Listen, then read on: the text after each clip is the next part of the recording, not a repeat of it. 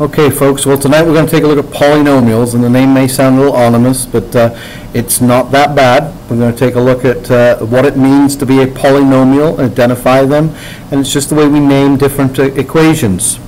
It's very important that you write notes tonight.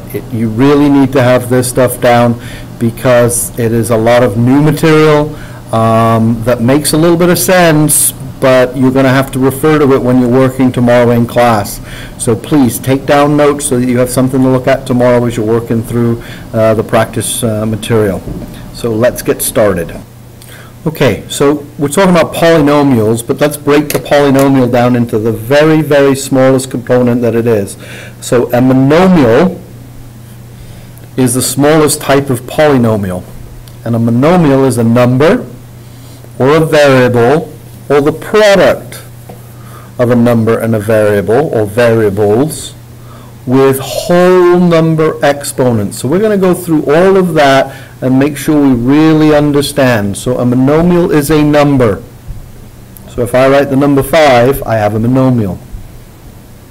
That is a monomial. That is a monomial. This is not the product of two variables, it's subtracting. That is not a monomial.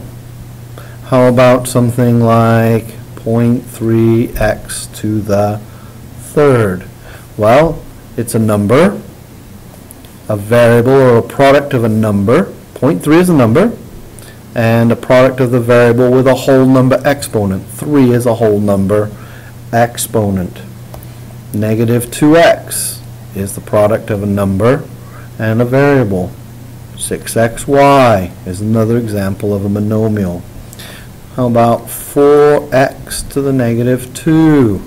Well, that is not a whole number, is it? The exponent is a negative number. In fact, if we were to rewrite that, if we were to rewrite that, we would not be having the product of a number and a variable, but we would have the quotient of a number and a variable. The example or the definition of a monomial is the product of a number and a variable with whole number exponents. So this negative 2 is not the case. How about something to the 0 power? Well, 0 is a whole number. So that looks like it would work too. Okay? So those are some examples and some non-examples of what a monomial is. Individual components multiplied together, not multiplied, negative exponent. Okay? So let's take a look here. We have different types of monomials that are combined together, and we want to know how effective. Obviously, when we take a look at a number like 2 to the 4th, it's going to grow faster than 3 squared. This exponent is larger than that exponent. And so we take a look at monomials and we want to know which one is got the most impact. Well, this one, the degree of monomial is the sum of the exponents. So this example right here, we have a 2 and we have a 4. There's a lot of things happening here. We have a times a, and we have b times b times b. There's 2 plus 4, so we call this a 6th-degree monomial. All kinds of things are going to happen the moment we plug in a number for a. The numbers are going to grow very, very rapidly. So if I hear a 6th-degree monomial, I know things are going to change dramatically. This is a 0 degree. No matter what number I plug in for x, how much is it going to change? 4 times 1 is 4, no matter what number I plug in here. 1 million to the 0 is 1, so the 0 degree. And here we have a exponent of 1. So we have a 1 degree. So all we're going to do is we're going to take a look at the variables, add up their exponents, and that's going to tell me what degree monomial, what degree of the component of a polynomial. So right up to this point, we've just been dealing with one of the building blocks of a polynomial, the monomial. Well, now let's take a look at what happens when we bring more than one monomial together. So a polynomial is a monomial. So if we have a monomial, it's also called a polynomial. Or I could have 2, 3, 4, 5, or 6, 7 polynomials, adding and subtracting from each other. So here I have a monomial. That's simple. We're still going to call it a monomial. It's also a polynomial. This is a monomial. But now I have a monomial and I have a monomial. So two monomials are called a binomial. And the way that I remember that is my handy dandy bicycle. No comments, please. That is my bicycle. This is my binomial. I have two monomials. I call my polynomial, special name, a binomial. Monomial, adding or subtracting. Monomial, that is a binomial. Well, how many monomials do I have here? I have one, and then I add another one, then I subtract a third one. Well, if a monomial was 1 and a binomial was 2, what do you think 3 is? Well, if you can't think about it, think about that first bicycle you ever rode. It was most probably some kind of tricycle, and we call this a trinomial. So if I have 3 monomials, I call it a trinomial. After that, it's just called a simple polynomial. Okay? So we have special names for a monomial, a binomial, and a trinomial. And then if we have more than 3 monomials, we're going to call it a polynomial. And also you can call these polynomials too, but people will refer to, hey, I have a binomial, and I want you to understand what they're talking about.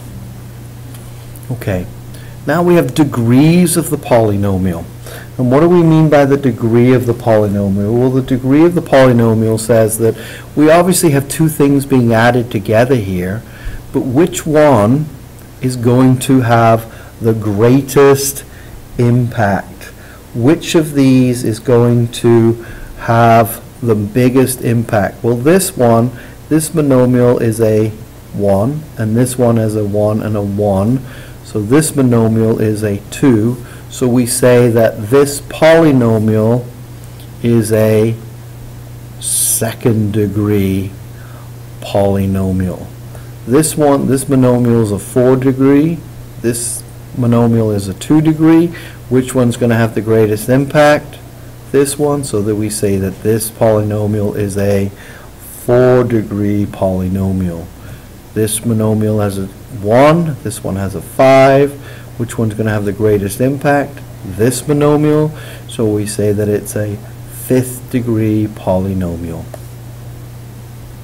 So let's take a look at this. If I have something that's constant, it never changes, then it would be something that looked like 3x to the 0. 3 always remains the same. No matter what number I plug in for x, it doesn't change. So a 0 degree polynomial is called a constant. If it changes linear or linearly, my monomial, my degree here is a 1 degree. That is a linear polynomial. And if I have a x squared or something to that effect, this is a 2 degree, this is a 1 degree, so this is a 2 degree polynomial. 2 degree polynomials are called quadratic. Now there's names for other ones going past the 2nd degree, but what I want you to be familiar is the first 3. So if nothing changes, it's a 0 degree, it's constant. If it's linear, like the linear equations we've already looked at, y equals mx plus b, my exponent, the largest exponent I have is a 1. That's linear. And then finally, the one I want you to look at is a polynomial where the greatest monomial is the 2nd degree, and that we're going to call a quadratic. Alright, so what can I call these special polynomials now that we know all that?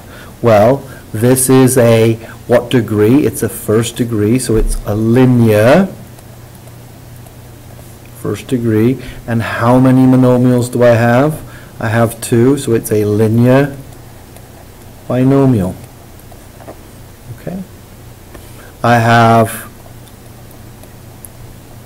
second degree, so it's a quadratic, and it's a quadratic trinomial.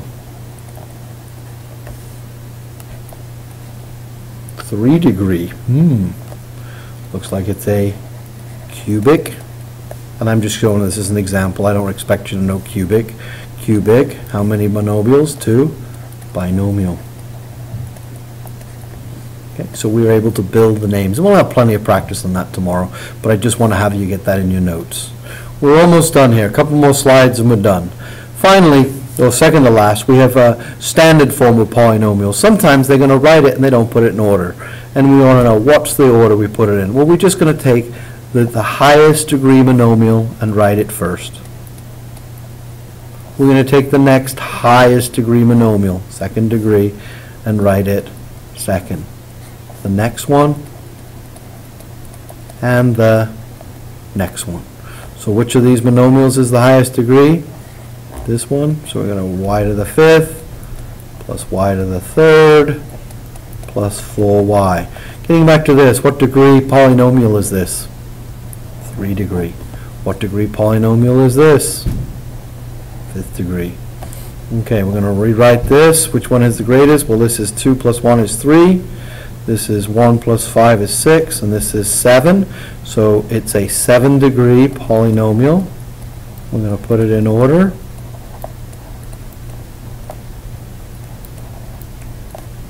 And now we have put it in standard form. Standard form just goes from the highest degree to the lowest degree. Once we've put it in order, sometimes they're going to ask us, what is the leading coefficient?